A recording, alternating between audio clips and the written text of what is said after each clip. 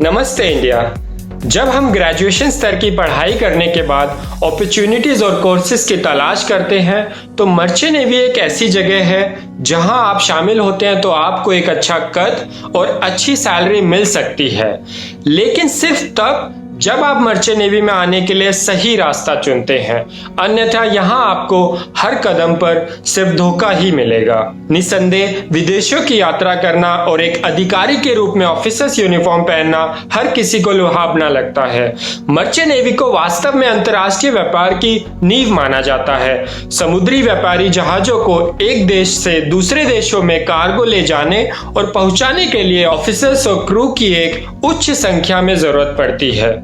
आज हम बात करेंगे ग्रेजुएशन के बाद मर्चेंट नेवी कैसे ज्वाइन करें, और नीचे दिए हुए सब्सक्राइब बटन को दबाना ना भूलें ताकि आपको मेरे लेटेस्ट वीडियोस मिलते रहें। ग्रेजुएशन समाप्त होने के पश्चात मर्चेंट नेवी में आपके लिए दो कोर्सेज हैं, जीएमई कोर्स और ETO course. Graduate mechanical engineers GME course, इसके लिए एलिजिबिलिटी होती है अगर आपने बीई मैकेनिकल इंजीनियरिंग किया हुआ है या फिर नेवल आर्किटेक्चर किया हुआ है और आपके 50% मार्क्स फाइनल ईयर में आए हैं और इंग्लिश में आपके 50% मार्क्स हैं, तो आप ये जीएमई का कोर्स कर सकते हैं।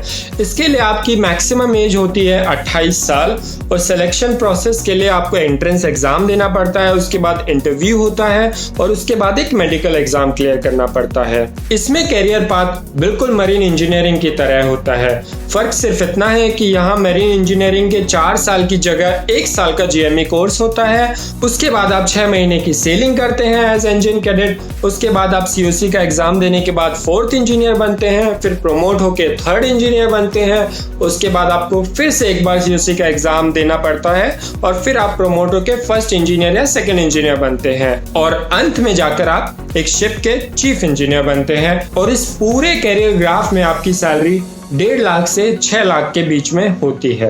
ईटीओ कोर्स में आप एक शिप के इलेक्ट्रिकल ऑफिसर बनते हैं। इसके लिए एलिजिबिलिटी है अगर आपने कॉलेज किया है इलेक्ट्रिकल इंजीनियरिंग या इलेक्ट्रॉनिक्स इंजीनियरिंग या फिर टेलीकम्युनिकेशन, अगर आपके फाइनल ईयर में 60% से ज्यादा नंबर हैं और इंग्लिश में आपके 50% मार्क्स या 10वीं में या 12वीं में आए हैं, तो आप ये 4 महीने का कोर्स कर सकते हैं। इसमें एज 35 तक होती है कोर्स बिगिन होने से पहले और इसमें सिलेक्शन प्रोसेस बेसिकली आपके एक्सपीरियंस पे ज्यादा होता है। अगर आप काफी एक्सपीरियंस है और आपका रिज्यूमे काफी अच्छा है तो आप आसानी से ये एग्जाम क्लियर कर सकते हैं। उसके बाद एक इंटरव्यू होता है और उसके बाद एक मेडिकल एग्जाम देना पड़ता है।